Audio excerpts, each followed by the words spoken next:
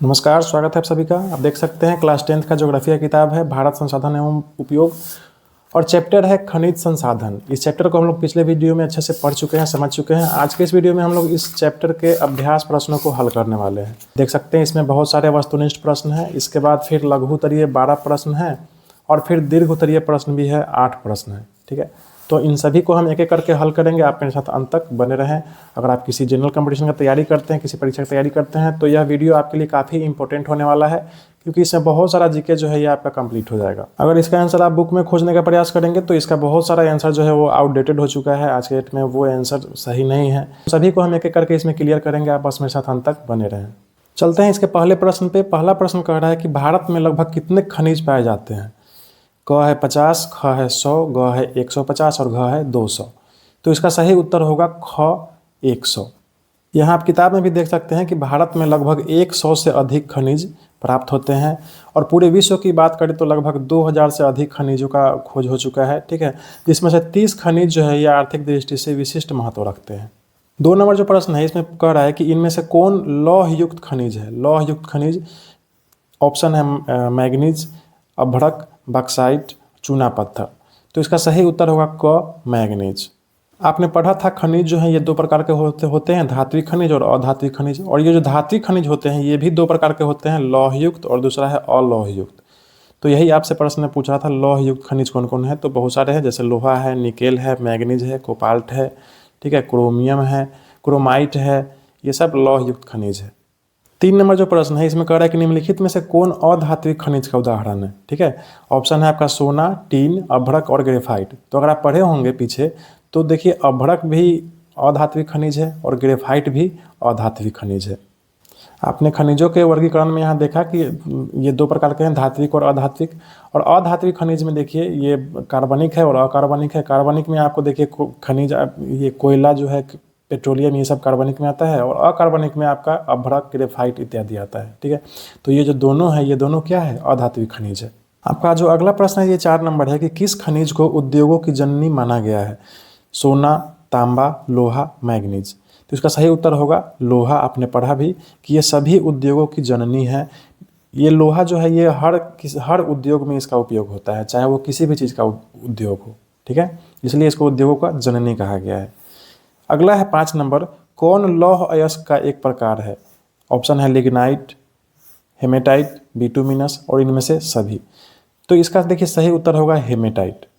ठीक, लिग्नाइट और बिटुमिनस तो ये कोयला का प्रकार है जो हम लोग अगले चैप्टर में पढ़ेंगे। ठीक है, लौह अयस्क का 3 प्रकार है, हेमेटाइट, मैग्नेटाइट और लिमोनाइट। पढ़ते समय आपने देखा था ये सबसे बेस्ट क्वालिटी का जो लोहा होता है ये हेमेटाइट होता है। यहाँ से ज़्यादा लोहा निकलता है, 68% इसमें लोहा होता है। इसको लाल अयस्क भी कहा जाता है। मैग्नेटाइट में लोहा का अंश 60% होता है और इसको काला अयस्क कहा जाता है। लिमोनाइट जो होता है वो सबसे बेकार क्वालिटी का लोहा होता है, इसमें मात्र 40% लोहा का अंश होता है, जिसको पीला अयस्क भी कहा जाता है। आपका अगला प्रश्न 6 नंबर कि कौन भारत का सबसे बड़ा लौह उत्पादक राज्य है। तो देखिए सिर्फ लौह उत्पादक ही नहीं, हम जितना भी महत्वपूर्ण खनिज हैं उन सभी के बारे में जानेंगे कि उस खनिज का उत्पादन सबसे ज़्यादा किस राज्य में होता है। अभी एक साथी ने कमेंट भी किया था पिछले वीडियो में कि उनका बीपीएससी में एक प्रश्न जो है ये गलत हो गया था। हालांकि एनसीईआरटी किताब में भी इस प्रश्न का उत्तर गलत दिया हुआ है। ठीक, तो इसको हम क्लियर करते हैं करेंट डाटा के साथ। हर 2 साल 3 साल पर डाटा बदलते रहता है, कभी किसी राज्य में ज़्यादा उत्पादन होता है तो कभी किसी राज्य में। ठीक है, अभी जो इस किताब में दिया हुआ है वो सारा डाटा जो है वो बहुत पहले का डाटा है जो गलत है। ठीक है, तो इसको हम एक एक करके हम जानेंगे। सबसे पहले जानते हैं कि लौह उत्पादक सबसे ज़्यादा कहाँ, लौह का उत्पादन सबसे ज़्यादा कहाँ होता है। ठीक है, आपका ऑप्शन है कर्नाटक, गोवा, उड़ीसा, घ है झारखंड। ठीक, तो अगर आप किताब के हिसाब से जाएंगे इस किताब के तो कर्नाटक आंसर में दिया हुआ है जो कि गलत है। ठीक है, इसका सही उत्तर होगा ग उड़ीसा। वर्तमान में उड़ीसा जो है ये लोहा का सबसे ज़्यादा उत्पादन करता है। एक और बात नोट कर लीजिए, ये जो उड़ीसा है सिर्फ लोहा का ही उत्पादन नहीं करता है, ये अल्मुनियम का भी उत्पादन करता है। ठीक है, अल्मुनियम का भी सबसे ज़्यादा उत्पादक राज्य कौन है, तो इसका भी उत्तर उड़ीसा ही होगा। और लौह अयस्क का भी सबसे बड़ा उत्पादक राज्य कौन है, तो इसका भी उत्तर उड़ीसा ही होगा। तो आप इस दोनों में याद रखेंगे, लौह अयस्क और अल्मुनियम, इस दोनों का सबसे ज़्यादा उत्पादन कहाँ होता है, तो उड़ीसा राज्य में होता है। तो देखिए अभी तो हमने लोहा और एल्युमिनियम के बारे में पढ़ा।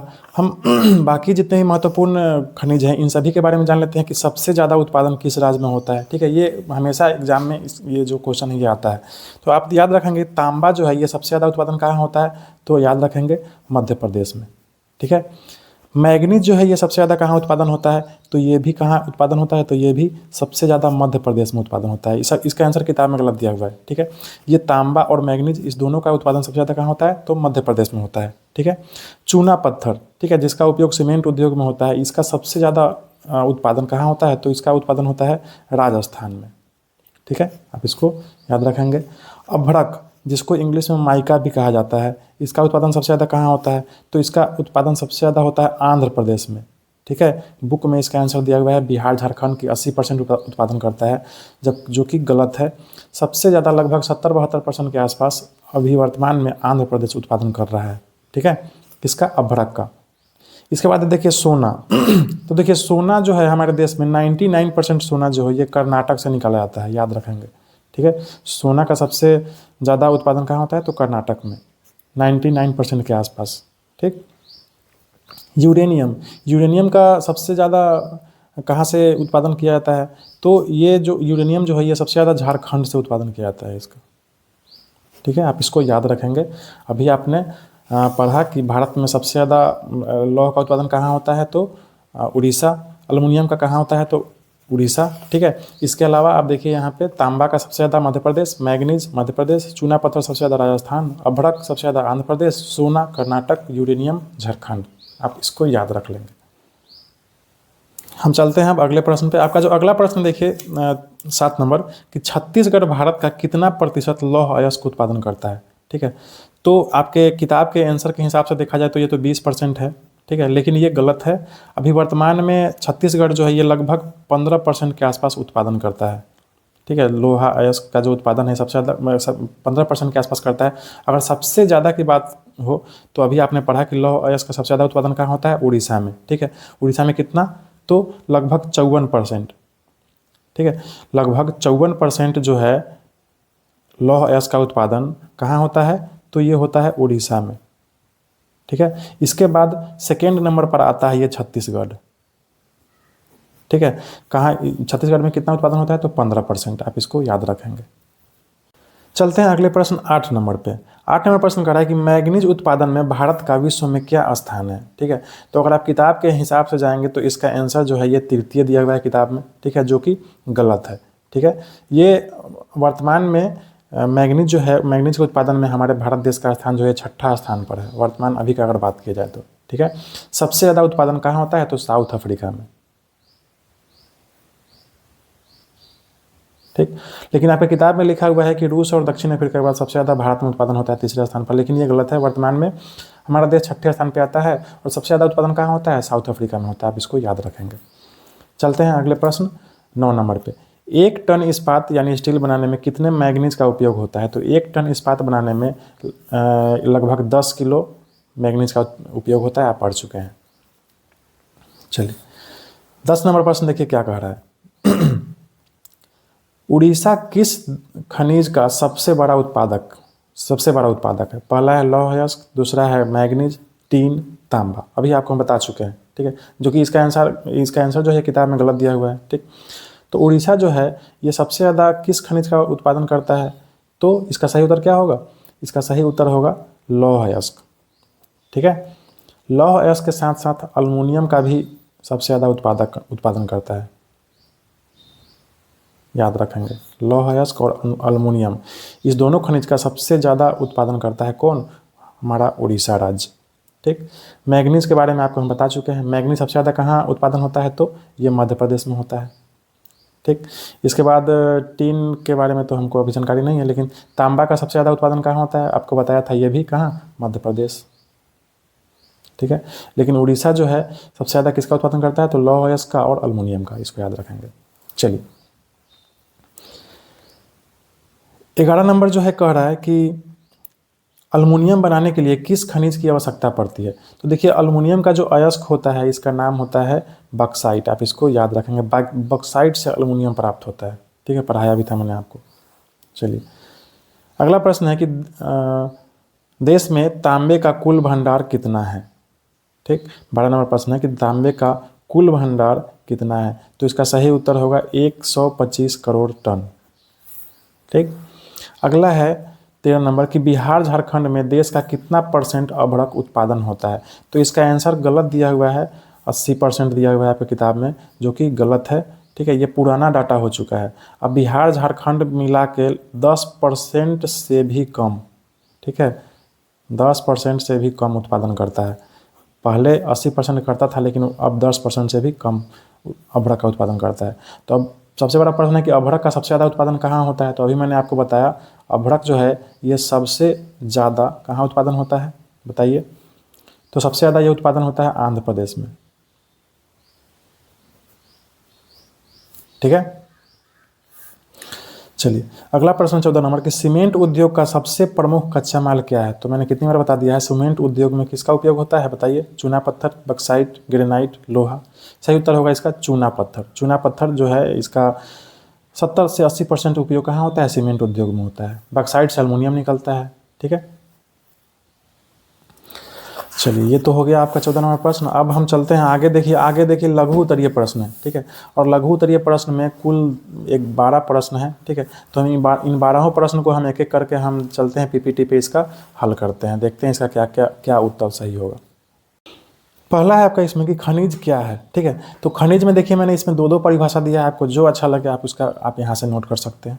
ठीक है, खनिज निश्चित अनुपात में रासायनिक एवं भौतिक विशिष्टताओं के साथ निर्मित एक प्राकृतिक पदार्थ है, या खनिज निश्चित रासायनिक संयोजन से संयोजन एवं विशिष्ट आंतरिक परमाणुक संरचना वाले ठोस प्राकृतिक पदार्थ को कहा जाता है। तो दोनों में से जो अच्छा लगे आप इसका उत्तर लिख सकते हैं।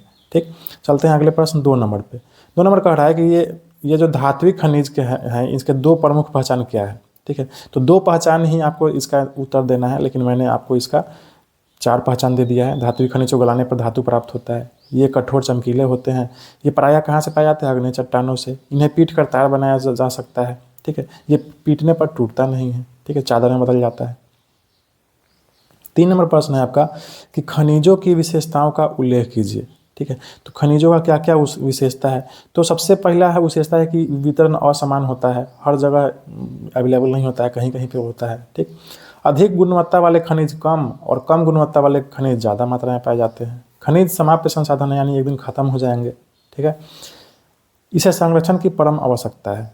ठीक, 4 नंबर है आपका कि लौह अयस्क के प्रकारों के नाम लिखिए।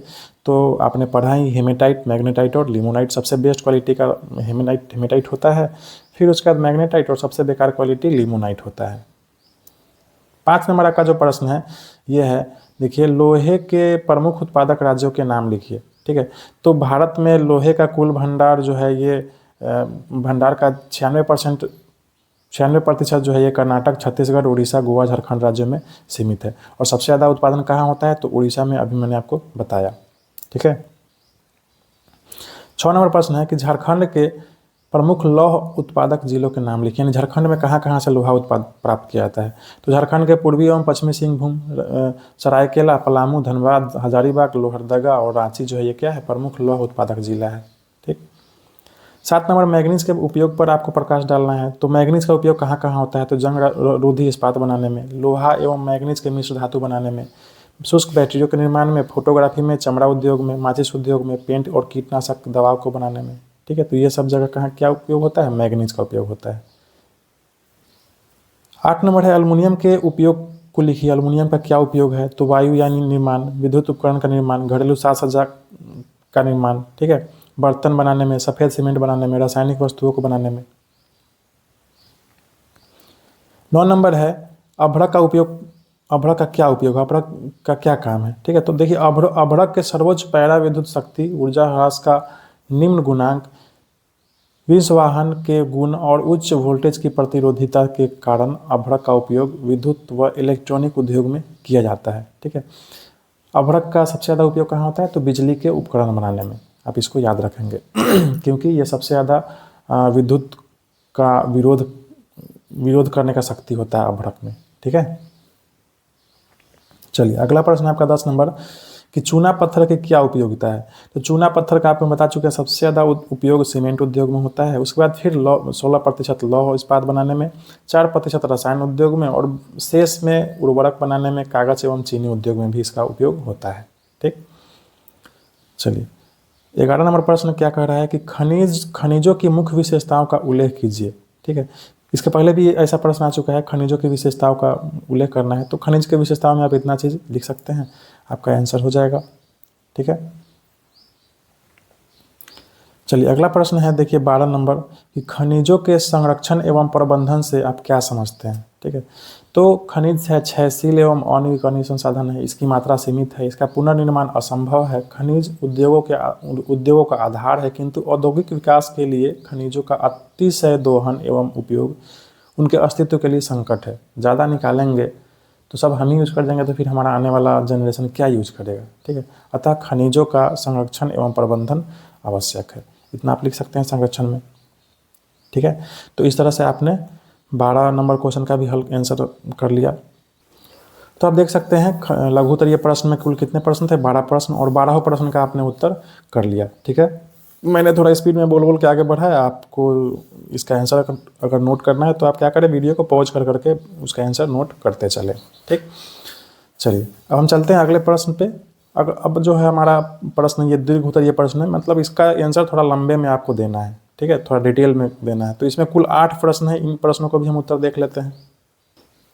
देखिए इसमें आपका जो पहला प्रश्न है, ये खनिज कितने प्रकार के होते हैं, प्रत्येक का 100 उदाहरण परिचय दीजिए। मतलब खनिज का प्रकार और उसका उदाहरण सहित क्या करना है, आपको इसका आंसर करना है। तो आपने पढ़ा ही था कि खनिज 2 प्रकार के होते हैं, धात्विक खनिज और अधात्विक खनिज। दोनों यहाँ पे दिया हुआ है। 1 नंबर में दिया हुआ है अधात्विक खनिज, 1 नंबर में धात्विक खनिज है, धात्विक खनिज का परिभाषा है, और धात्विक खनिज के फिर अंदर में 2 प्रकार है। तो इस दोनों के बारे में डिटेल में दिया हुआ है। आप यहाँ से धात्विक खनिज के बारे में नोट कर सकते हैं। ठीक है, पॉज करके नोट कर ले। और फिर इसके बाद आगे अधात्विक खनिज के बारे में भी है। ठीक है, इन खनिजों में धातु नहीं होते हैं। ठीक है, जैसे चूना पत्थर, डोलोमाइट, अभ्रक। तो अधात्विक खनिज के बारे में भी आप इतना लिख सकते हैं। ठीक, चलिए अगला जो प्रश्न है आपका 2 नंबर कि धात्विक एवं अधात्विक खनिजों में क्या अंतर है, तुलना कीजिए। ठीक है, तो देखिए धात्विक और अधात्विक खनिज में सबसे पहले तो धात्विक खनिज के बारे में आप लिख लेंगे कि धात्विक खनिज को गलाने पर धातु प्राप्त होता है, ये चमकीले होते हैं, आग्नेय चट्टानों से मिलते हैं, और इन्हें पीट कर तार बनाया जा सकता है, ये पीटने पर टूटता नहीं है। तो ये तो धात्विक खनिज का गुण है। ठीक, अधात्विक खनिज का भी गुण आप लिख सकते हैं कि गलाने पर धातु प्राप्त नहीं होता है, इनकी अपनी चमक होती है, ये प्रायः परतदार चट्टानों में प्राप्त मिलते हैं। ठीक है, इन्हें पीट कर तार नहीं बनाया जा सकता, पीटेंगे तो टूट जाएगा, ये पीटने पर चूर चूर हो जाते हैं। हो गया। चलिए अगला प्रश्न जो है आपका 3 नंबर कि भारत की खनिज पेटियों के नाम लिखकर किन्हीं 2 का वर्णन करें। ठीक है, तो खनिज पेटी जो है ये भारत में आपके किताब में कुल 3 पेटी दिया हुआ है। पहला है देखिए उत्तरी पूर्वी पठार, दूसरा है देखिए यहाँ पे दक्षिणी पश्चिमी पठार। ठीक है, और आपका तीसरा जो है ये यहाँ पे दिया हुआ है उत्तर पश्चिमी प्रदेश। ठीक है, और तीनों के बारे में डिटेल में आप यहाँ से लिख सकते हैं। तो पहले तो आप क्या करिए, उत्तर पूर्वी पठार के बारे में देख लीजिए कि यह देश का सबसे धनिक खनिज पेटी है, जिसमें छोटा नागपुर का पठार, उड़ीसा का पठार, छत्तीसगढ़ का पठार और पूर्वी आंध्र प्रदेश का पठार स्थित है। ठीक है, इसमें क्या क्या प्राप्त होता है, तो मैग्नीज, अभ्रक, बक्साइट, लौह अयस्क, चूना पत्थर, यही सब। ठीक, दक्षिण पश्चिमी पठार जो है यह कहाँ पाया जाता है, तो यह कर्नाटक के पठार एवं निकटवर्ती तमिलनाडु के पठार तक फैली है। ठीक है, इसमें क्या क्या पाया जाता है, तो लौह अयस्क, मैग्नीज, बक्साइट आदि भारी मात्रा में पाया जाता है। तीसरा जो है उत्तर पश्चिम प्रदेश है। इस पेटी का विस्तार खंबात की खाड़ी से लेकर अरावली की श्रेणियों तक है, यानी गुजरात राजस्थान के आसपास। ठीक, इसमें अनेक अलौह धातुएं मिलती है, जैसे चांदी, सीसा, जस्ता, तांबा इत्यादि। ठीक, तो आप इस तरह से इसका उत्तर कर सकते हैं। चलिए चलते हैं अगले प्रश्न 4 नंबर पे। 4 नंबर कह रहा है कि लौह अयस्क का वर्गीकरण कर उनकी विशेषताओं को लिखिए। ठीक है, तो लौह अयस्क के 3 प्रकार होते हैं, आप तो पढ़े ही हैं, हेमेटाइट, मैग्नेटाइट और लिमोटाइट। ठीक है, तो तीनों के बारे में क्या करना है, आपको थोड़ा थोड़ा लिख देना है, आपका उत्तर हो जाएगा। मैग्नेटाइट जो क्या है, सर्वोत्तम प्रकार का लोहा है। हेमेटाइट सर्वाधिक महत्वपूर्ण लोहा है, जो इसमें हेमेटाइट के जितना लोहा तो नहीं पाया जाता है, लेकिन इसमें भी लोहा का मात्रा होता है ठीक ठाक। ठीक है, लिमोनाइट में लोहा की मात्रा 40% तक पाई जाती है। तो आप इस लोहा का जो ये तीनों प्रकार है लोहा अयस्क का, इसके बारे में आप लिख सकते हैं। 5 नंबर जो प्रश्न है कि भारत में लौह अयस्क के वितरण पर प्रकाश डालिए। ठीक है, भारत में लौह अयस्क के वितरण पर प्रकाश डालिए। भारत में लौह अयस्क जो है ये कहाँ कहाँ से प्राप्त होता है। ठीक है, तो इसका उत्तर जो है आप यहाँ से लिख सकते हैं। सबसे पहले तो भारत में सबसे ज़्यादा लोहा कहाँ उत्पादन होता है, तो उड़ीसा में। ठीक है, उड़ीसा में उच्च कोटि के हेमेटाइट किस्म का लौह अयस्क मयूरभंज और केंदुझर जिलों में बादाम पहाड़ खदानों से निकाला जाता है। ठीक है, झारखंड के सिंहभूम जिले में गुआ तथा नोआमुंडी से हेमेटाइट अयस्क निकाला जाता है। ठीक, छत्तीसगढ़ के बस्तर जिले में बेलाडीला पहाड़ी श्रृंखलाओं में। ठीक, कर्नाटक के पश्चिमी घाट में अवस्थित कुद्रेमुख की खानों में। ठीक, इसके बाद देखिए यहाँ पे लिखा है कुद्रेमुख निक्षेप संसार के सबसे बड़े निक्षेपों में से एक माने जाते हैं। उसके बाद महाराष्ट्र के रत्नागिरी जिले से भी लौह अयस्क का खनन किया जाता है। ठीक है, तो भारत में लौह अयस्क का खनन कहाँ कहाँ से किया जाता है, इसका उत्तर आप यहाँ से देखकर लिख सकते हैं। चलिए चलते हैं अगले प्रश्न 6 नंबर पे। 6 नंबर पे कह रहा है मैग्नीज अथवा बक्साइट की उपयोगिता तथा देश में इनके वितरण का वर्णन कीजिए। ठीक है, तो एनसीईआरटी का जो डाटा है मैंने यहाँ पे पेस्ट कर दिया है। ठीक है, आप यहाँ पे ये मैग्नीज का अलग है, यहाँ पे बॉक्साइट का अलग है। आप यहाँ से इसका आंसर देख सकते हैं। ठीक है,